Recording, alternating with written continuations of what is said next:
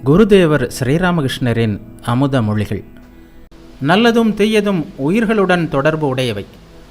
உண்மை உண்மையற்றது எல்லாம் உயிர்களுக்கே. இவற்றால் பிரம்மத்திற்கு எதுவும் ஆவதில்லை. விளக்கின் வெளிச்சத்தில் ஒருவன் பாகவதம் படிக்கிறான், மற்றொருவன் திருட்டு கையெழுத்து போடுகிறான். ஆனால் விளக்கு இவற்றால் பாதிக்கப்படுவதில்லை. சூரியன் நல்லவனுக்கும் ஒளி தருகிறான், தீயவர்களுக்கும் ஒளி தருகிறான். அப்படியென்றால் துன்பம், பாவம், அமைதியின்மை இவையெல்லாம் என்ன என்று நீங்கள் கேட்கலாம். அதற்கு விடை இதுதான்: இவையெல்லாம் உயிர்களுக்கே. பிரம்மம் இவை எவற்றாலும் பாதிக்கப்படுவதில்லை. பாம்பில் விஷம் இருக்கிறது. பாம்பு ஒருவனை கடித்தால் அவன் இறந்து விடுவான். ஆனால் பாம்பிற்கு ஒன்றும் நேருவதில்லை. பிரம்மம் என்றால் என்ன என்பதை சொற்களால் விளக்க இயலாது. எல்லா பொருட்களும் எச்சிலாக்கப்பட்டு விட்டன. வேதம், புராணம், தந்திரம், 6 தரிசனங்கள் எல்லாம் எச்சிலாகிவிட்டன. நாக்கால் தீண்டப்பட்டு விட்டன, வாயால் சொல்லப்பட்டு விட்டன. அதனால் எச்சிலாகிவிட்டன. ஆனால் ஒன்று மட்டும் எச்சிலாகவில்லை. அதுதான் பிரம்மம். பிரம்மம் என்பது எது என்பது இன்று வரை யாராலும் சொல்லப்படவில்லை. ஒருவனுக்கு 2 பிள்ளைகள்.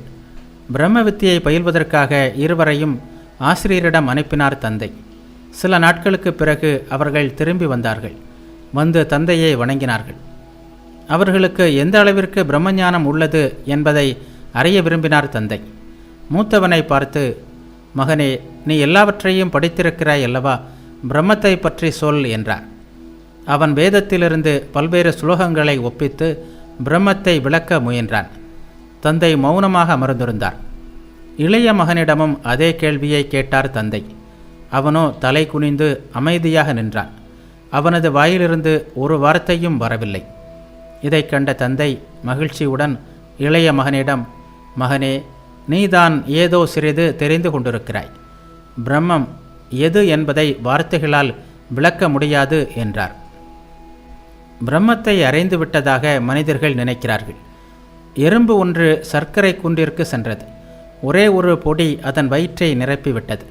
மற்றொரு பொடியை வாயில் எடுத்துக்கொண்டு வீட்டை நோக்கி திரும்பியது. போகும்போது அது தனக்குள்ளே, அடுத்த முறை வந்து சர்க்கரை குன்றையே தூக்கி செல்வேன் என்று எண்ணிக்கொண்டது. சாதாரண மனிதர்கள் இப்படியெல்லாம் தான் நினைக்கிறார்கள்.